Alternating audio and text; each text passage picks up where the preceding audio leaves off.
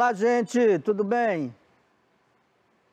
Aí um salve, salve para os alunos do quarto ano. Nós estamos aqui para mais uma aula de história, em que a gente vai conversar, vai dialogar, vai discutir algumas questões relacionadas ao conteúdo que eu sei que vocês gostam, que vocês adoram, ok? E hoje a gente vai conversar, a gente vai bater um papo aí sobre circulação de mercadorias. Aí você pode estar se perguntando, professor, mas o que é isso? É o que o nome diz, circulação de mercadorias, mas não é só isso. Vocês sabem que nas nossas aulas de história, a gente abrange alguns conteúdos que muitas vezes não estão nos livros de vocês, tá? Porque é necessário que esses conteúdos, vocês se apropriem deles, até eventualmente para alguma prova que possa acontecer, ok? Então me acompanha, olha só. Quando a gente pega a questão da circulação de mercadorias, uma das primeiras coisas que a gente pergunta é: como é que é feito isso? Como é que essas mercadorias circulam? Como é que elas chegam de um local para outro? E aí a gente tem que pensar que isso já existiu em épocas passadas, ok? Existe hoje e vai sempre existir, ok? Então vamos lá. Tema da nossa aula: as rotas terrestres, fluviais e marítimas, seus impactos para a formação de cidades e as transformações do meio natural. Quando a gente fala sobre isso, é exatamente falando sobre aqueles meios de transportes ali, ó, em que essas mercadorias elas são distribuídas ou elas circulam. E a gente tem diversos meios de transporte. Tem os rodoviários, tem os fluviais, tem o transporte via aérea. Então são inúmeros e diversos tipos de transportes. Isso eu estou falando dos maiores. Mas você tem a canoa, tem o barco, tem o pontão, ok? Então vamos ver sobre isso. Nossa habilidade de hoje, nossas duas habilidades: relacionar os processos de ocupação do campo e avaliar suas implicações na natureza. Então a gente vai conversar um pouquinho sobre como é que a ocupação do campo se dá e como é que circulam esses tipos de necessidades em que esse pessoal do campo está localizado. Identificar e descrever a importância dos caminhos terrestres, fluviais e marítimos, que são os três, para a dinâmica da vida comercial, tá? Então vamos lá. Olha para esse mapa aqui. Isso aqui é um mapa, gente, bem antigo, de 1504, tá? Então em 1504, o Brasil ainda estava sendo invadido lá pelo tal lado do Pedro Álvares Cabral, tá? Que chegou aqui, aí todo mundo fala que ele descobriu o Brasil, mas ele não descobriu nada. Na verdade, ele chegou aqui invadindo, teve o primeiro contato com os índios, e a partir daí começou todo aquele processo que a gente já estudou, que a gente já sabe, de colonização dos povos indígenas aqui no Brasil. Então, isso aqui é um mapa que traça uma rota do Atlântico. Ou seja, nos tempos passados, os grandes navegantes, né, os grandes navegadores, eles saíam de suas terras, como lá Portugal, Espanha, Holanda, França, e saíam de seus locais, tá, em busca de riquezas, que a gente ainda chama de especiarias. Então era a pimenta do reino, era o cravo, ok? Eram especiarias que, sobretudo, existiam e existem na Índia. Então, eles saíam atrás disso porque era necessário para poder, de certa forma, até os portugueses, os espanhóis, ou de forma geral, qualquer um outro que se aventurasse, isso era uma forma de comercializar esses produtos no próprio local onde eles residiam. Então, eles saíam de seus locais em busca disso. Isso aqui é uma carta náutica, ou seja, um mapa que mostra como eram feitas essas viagens antigas. Claro que naquela época, né, não existiam navios modernos como tem hoje, era a base de caravelas, certo? Pessoas saíam lá de Portugal, demorava meses para chegar, muitas vezes nem chegava porque tinha algum problema, enfrentava algum tipo de tempestade no mar, e aí era uma série de coisas. Hoje a gente já tem navios altamente tecnológicos que já sabem, você coloca ali, já tem o GPS, então isso tudo que eu estou falando aqui foi no passado, tá ok? Então vamos lá. Na medida em que, isso aqui é outro mapa antigo, na medida em que os grandes navegadores se aventuravam nas rotas marítimas, iam surgindo pequenas vilas que depois tornaram-se cidades. Então, o que acontecia? Ora, os caras saíam lá, por exemplo, de Portugal e saíam navegando. Aí eles, digamos que chegaram aqui no Brasil, tá? Digamos que chegaram lá na Bahia. Então, eles chegaram na Bahia, nesse tempo não tinha, só os índios que moravam aqui, que são os donos, eram os donos da terra, e aí eles chegavam ali, se instalavam, vinha aquele horror de gente, e ali se instalava e ali começavam a fixar residência. Então ali você já abria comércio, já fazia uma casa, já abria uma quitanda, certo? Uma mercearia do seu Raimundo, então por ali ia. Então ali você já tem essa primeira formação dessas vilas e cidades, como é demonstrado aqui, ó. Eles chegavam e já começavam a se instalar. Bom, quando as vilas e posteriormente as cidades surgiam, as paisagens naturais iam se modificando e dando lugar às casas grandes, grandes casarões e posteriormente às metrópoles. É o que acontece aqui, por exemplo, nessa imagem. Você vê ele chegando, aqui você já tem uma imensidão, uma cidade já formada, certo? E aqui do mesmo jeito. Então você tem, quando esses caras chegavam, esses grandes navegadores, a primeira coisa que eles faziam era se instalar. E ali, como gostavam, tinha muito comércio, havia para quem vendesse seus produtos, começava a fazer atividade comerciária e aí acabava se instalando e tornando essas pequenas vilas grandes cidades. Ok? E é claro que isso ia mudando a paisagem, porque imagina quando Cabral chegou aqui. Ele viu muita floresta, não viu nenhuma casa, não viu nenhum prédio, não viu nenhuma poluição, não viu nenhum trem, nenhum avião, nem internet. E aí, de repente, quando ele chega, a primeira coisa que ele faz é, bom, ó, vamos fazer o seguinte, vamos tirar essas árvores daqui para construir uma casa. Vamos tirar aquelas outras lá para construir outra casa. E assim eles iam fazendo o quê? Mudando a paisagem natural que já existia. Bom, e aqui nós temos alguns meios de transporte que é necessário a gente saber, porque muitas vezes a gente só sabe o que a gente anda em alguns, como ônibus coletivo, por exemplo.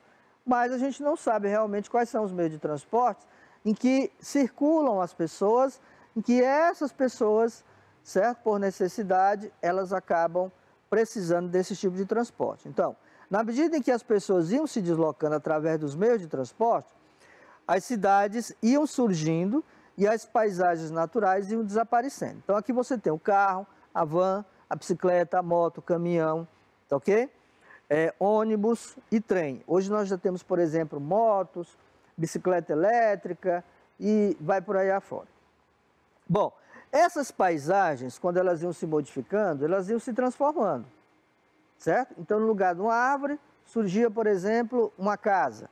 No lugar de diversas árvores, surgia, por exemplo, uma estrada.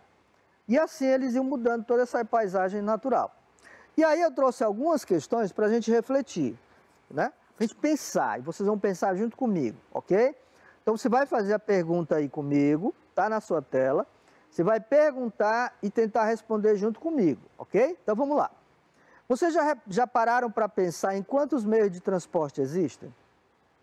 Eu citei alguns lá no início da aula e acabei de mostrar alguns. Então na cabeça de vocês aí, você já deve estar respondendo.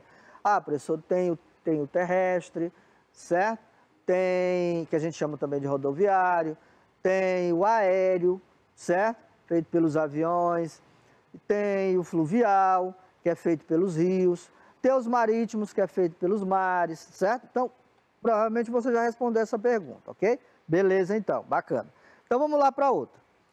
Cada um deles surgido em épocas diferentes, ou seja, esses meios de transporte, porque nos tempos bem antigos, era tudo, as pessoas se circulavam ou se locomoviam através de lombo de animais, certo? Cavalos, burros, jegues, ou em carro de boi, certo? Que talvez vocês nem saibam que é um carro de boi, mas o nome é esse, é um carro de boi, certo? Ele é movido e carregado por bois, como no caso de uma carroça, só que no lugar do burro tem os bois, ok? Então, veio para atender às necessidades do ser humano, certo? Gente, na verdade, os meios de transporte se tornou uma necessidade, porque as pessoas não poderiam sair de um lugar e ir caminhando até lá. Olha que eu já fiz muito isso, ok? E faço. Só que eles precisavam de um meio de transporte em que desse algum conforto para eles e que eles pudessem se locomover com maior rapidez. E aí começou com os animais, com o carro de boi, e hoje nós temos essa parafernália de meio de transporte que a gente tem hoje, ok? Bom, transportar pessoas, alimentos e produtos. Então, tanto nas épocas passadas era necessário para transportar as pessoas, os alimentos e os produtos, como também para transportar outras necessidades. Então, você imagina aqui no estado do Piauí, que é um estado relativamente grande em relação aos outros estados do Nordeste, tá? Ele começa aqui e termina embaixo, aí faz uma espécie de, parece um estômago, né? O cara sair lá de Parnaíba para ir lá para Oeiras, por exemplo. Ou então lá para Simplício Mendes, para Paulistana, fica lá no entroncamento, para Corrente. Então, é complexo você sair de lá. Imagina você sair de lá a pé, caminhando. Naquela época que só tinha mato. Então, não vai rolar, né? Então, por isso que surgiu a necessidade dos transportes. E aqui nós temos alguns antigos. Você tem a charrete, você tem a carruagem, lembra do filme de Bang Bang? Você tem outra carruagem, começa a surgir os transportes, né? E ali você tem os transportes mais modernos, ok? Bom, e o que é preciso para o funcionamento e deslocamento de cada meio de transporte? O que é necessário? As estradas, os rios, os mares, exatamente, ok? Sem esses não dá, e no caso, o terrestre, o aéreo. E uma curiosidade, tem muita gente que acha que o aéreo não tem tráfego. Tem, gente. Professor, mas como é que pode? Porque o espaço é tão grande, mas tem. Porque cada avião daquele que está lá em cima, ele segue uma rota, e não é só um, são diversos, certo? Então, se um avião daquele sair da sua rota, ele acaba provocando, provavelmente, um acidente, tá? Então, tem as chamadas vias aéreas, é como se fosse rodovias aqui em cima da gente, ok? Então, lá em cima também tem tráfego, ok? E aí nós temos, desses meios de transporte, o que é necessário para acontecer isso? As estradas, as ferrovias e as rotas. Bom, as estradas e as ferrovias, vocês já sabem. Aqui em Teresina, por exemplo, nós temos o nosso metrô, mas nós temos também o trem que passa por aqui, que vem de outros estados e vai para São Luís, tá? Então, nós temos o metrô que trafega por ferrovias. E as rotas, gente, é para onde ele vai, certo? É o caminho. Então, se você sai daqui para ir para São Luís, se você sai daqui para ir para Recife, é uma rota que você faz um trajeto. Então, você tem que ir. Você não pode ir para algum lugar sem saber para onde você está indo. Bom, e aí a gente começa a falar sobre as comunidades mais isoladas, que a gente pode chamar de comunidades rurais, ou zona urbana, ou zona rural, ok? O que acontece? Como é que essas pessoas se movem? Como é que elas se locomovem? Como é que chegam os alimentos até eles? Como é que eles saem para ir, por exemplo, ao médico? Bom, os meios de transporte são importantes, seja para o transporte de pessoas, alimentos e produtos necessários para a sua sobrevivência. Então aqui você tem, ó, comunidades que eu chamo de comunidades ribeirinhas. Comunidades ribeirinhas são aquelas que moram à beira dos rios, ok? Então como é que eles se locomovem? Através de barcos, canoas, ok? Até chegar o alimento para eles aqui na mesa. Você vê bem aqui, ó, como é isolado. Ah, pensou você morar aqui? Duvido que você se acostumasse a morar aqui num local como esse, certo? Provavelmente não tem campo de futebol, não tem lugar nem para você brincar, a brincadeira deles sobretudo, cair dentro do rio. Aí você pode dizer, ah, professor, mas isso aí é bom. Não, não é bom não. Para vocês não é não, que estão acostumados aqui na vida na cidade, não é bom não. Mas vamos lá. Observe a imagem abaixo, imagine como será viver nesse local. Aí é onde tem a minha pergunta.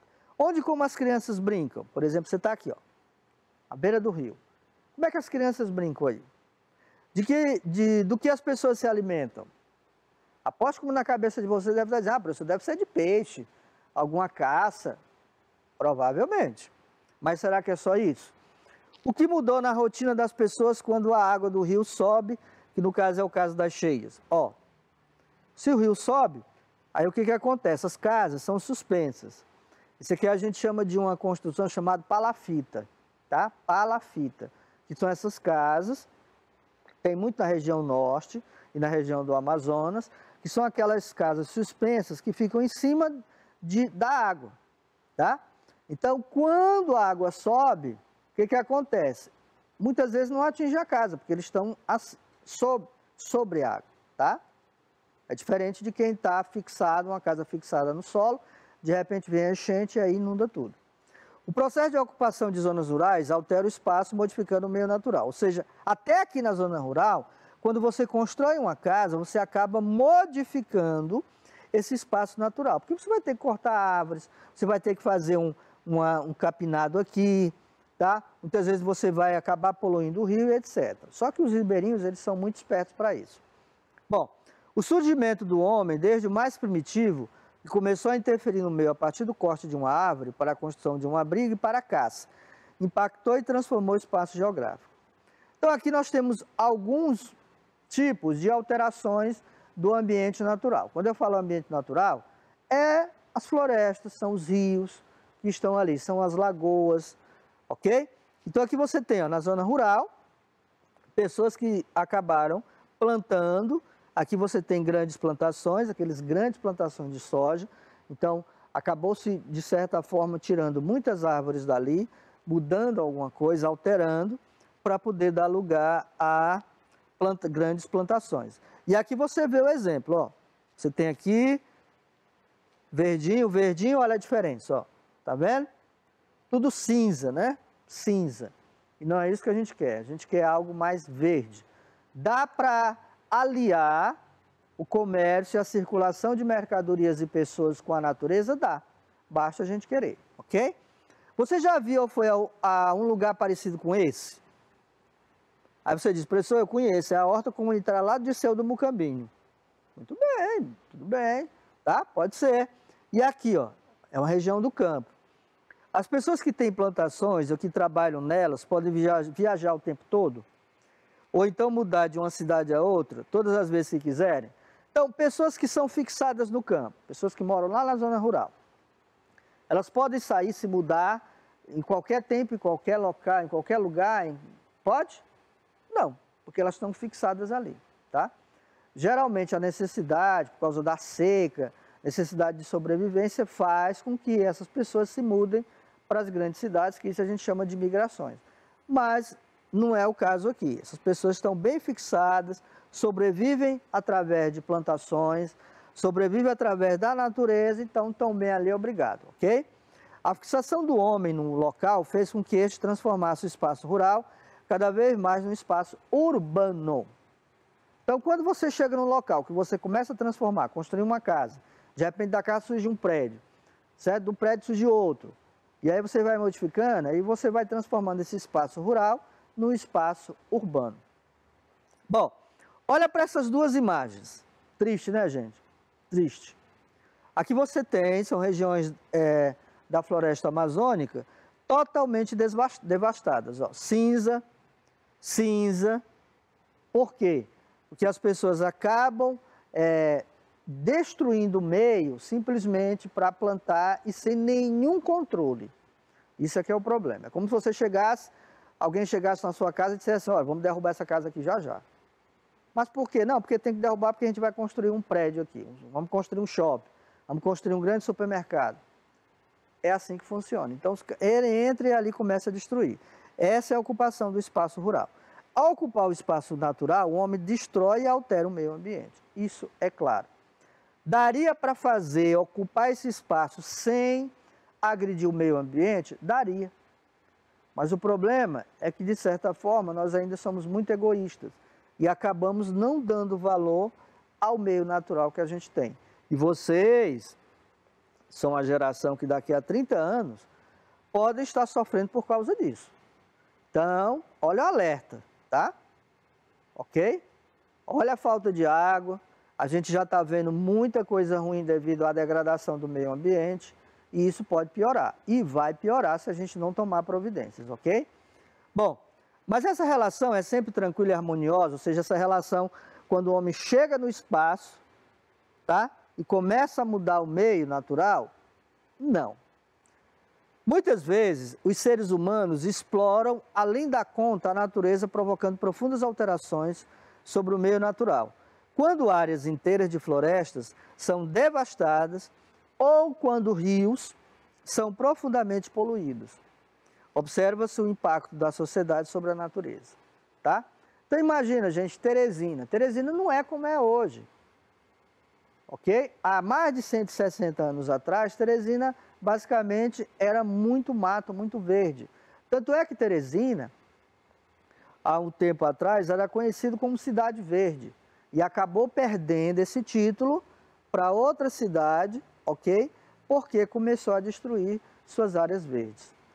Por necessidade, as pessoas começaram a vir para Teresina, Teresina começou a crescer, as pessoas precisavam morar, começaram a destruir áreas verdes e aí Teresina perdeu seu título. E aqui nós temos um exemplo, ó, tá? A destruição e o que provoca essa destruição. Bom, para refletir, como podemos viver harmonicamente respeitando o meio ambiente? Como? Porque a ocupação desenfreada das áreas rurais pode tornar-se um problema para o meio natural. E aí você tem lá, o ser humano realiza transformações nas paisagens para que possa viver nesses espaços com maior comodidade. Tais modificações alteram paisagens naturais, acrescentando elementos antrópicos, ou seja, diferentes, como prédios, casas, viadutos, pontes, passarelas. É o que aconteceu aqui em Teresina, por exemplo, às margens do rio Puti. Há algum tempo atrás, o rio Puti era simplesmente florestas e lagos ali do lado. Ali onde era a Puticabana eram lagos. De repente surgiu a Puticabana e aí desapareceu as lagoas. Onde era o shopping também era lagos, desapareceu também, tá? E assim é o que causa isso aí. Ou seja, essa ocupação desenfreada acaba provocando isso aqui, ó, essa alteração. Campo, cidade. E aí a gente é obrigado a viver na poluição. Por esse motivo, dizemos que o espaço geográfico, o campo das atividades humanas, é sempre produzido e transformado pela sociedade. Assim percebemos que existe um vínculo entre natureza e ação humana. Ou seja, entre o espaço natural e o espaço geográfico. Você tem um espaço natural, começa a destruir, você tem um espaço natural, começa a mudar. Por quê? Porque na medida que um homem chega, se ocupa daquele espaço, ele começa a alterar esse espaço geográfico. Os seres humanos, desde tempos pré-históricos, atuam no sentido de transformar o meio natural em que vive. Olha cá, você tem aqui paisagem natural, lagoas, peixinhos, aqui já começou a desaparecer, ó. E deu lugar ao quê? A cidade com poluição, esgoto saindo aqui. Parece o rio Puti, né? Ou o rio Parnaíba, tá? A mesma coisa aqui, olha. Em 1580, olha como é que era essa paisagem. Olha como é que era em 1750. Ó, 1580 e depois de 1750. Ó, a paisagem desapareceu, deu lugar a uma cidade. Aqui do mesmo jeito. Ó. Natural, desapareceu, tornou-se cidade. Ah, professor, mas as pessoas precisam morar em algum lugar. Precisam. Mas há necessidade da gente aliar o desenvolvimento com a preservação do meio. O espaço geográfico, olha só essas fotos. Em sua etapa inicial, apresentava somente os aspectos físicos ou naturais presentes, como os rios, mares, lagos, montanhas, animais, plantas e toda a interação e interdependência entre eles. Olha só, o que é? O que é? Aqui você já vê algo diferente. Você já não vê plantas, aqui você já vê. Então as pessoas já começam a mudar o seu espaço para se tornar verde. A mesma coisa aqui, ó. Tá? Cinza, preto e branco, aqui já é um verdinho. Então pode ser feito isso dentro da própria cidade, ok? E aqui um resumo do que nós estudamos hoje. Então, olha, me acompanha agora. Você tem o ser humano, a pessoa, o homem que ocupa o espaço, ele atua sobre o espaço geográfico, ok? Que é constituído por paisagens, árvores, rios, florestas, etc. Esse ser humano tem como ferramenta, né, a geografia e para a compreensão, geografia para a compreensão do espaço geográfico. Por isso que a história e a geografia elas são muito ali ligadas, principalmente quando a gente discute esses conteúdos. Muitas vezes há uma confusão. Vocês podem pensar que os elementos, os conteúdos de história e de geografia, mas há realmente essa confusão porque eles são muito próximos. E aí o que é constituído por? Essas paisagens é constituída por natureza que podem ser humanizadas, tá? Humanizadas como? Dessa forma aqui, ó. Ok? Aqui era cinza, começou-se a plantar árvores nos espaços da cidade e a cidade começou a ficar verdinha, ok? Isso é o que deve ser e o que a gente pode fazer, e vocês, sobretudo vocês que são essa geração futura, que devem fazer, ok? Bom, o nosso desafio de hoje, vocês lembram que aqui a gente não tem tarefa para casa, a gente tem desafio. É um desafio, por quê? Porque eu estou desafiando vocês a fazer, tá? Então, o nosso desafio que você vai fazer em casa está lá no seu livro Ápice de História. Localiza aí seu livro. Vamos lá? 30 segundinhos para localizar. Pega lá, corre lá, pega seu livro. Não tiver aí, corre lá. Mamãe, cadê meu livro? Pergunta ela para ela dizer onde é que está seu livro, tá? Então, localizou o livro, localiza a página 130 e 131. Vamos lá. Tá? 130 e 131. E aí, localizou a página 130 e 131, você vai fazer as questões 1 e 2 da página 131. Professor, é para fazer as questões lá da página 130? Não. É para fazer as duas questões que estão na página 131. Ok? Isso é o desafio proposto para hoje. Para a nossa aula de história de hoje. Beleza? Não tem nada difícil, está no seu livro, faça. Se você quiser, como eu sempre digo, você pode trocar com algum colega, manda pelo WhatsApp lá para ele. Olha, estou te mandando mesmo tarefa que o professor JJ passou naquele dia lá. Manda tu aí para me ver como é que tu fez e tal. E aí vocês trocam, que é muito bom isso. Beleza, gente? Bom, estamos chegando no final da nossa aula. Espero que vocês estejam gostando, que eu acho que vocês gostaram. Aquela dica de sempre, perder alguma aula, pede o link lá ao seu professor, que ele passa o link para você e você assiste a aula aqui do professor JJ a hora que você quiser, o dia que você quiser, só não pode deixar de perder as aulas de história, tá bom? Um abraço, se cuide, porque nós estamos ainda em pandemia, lembra disso, daqueles cuidados que eu sempre faço e sempre recomendo, tá bom? Tchau e a gente se vê na próxima aula.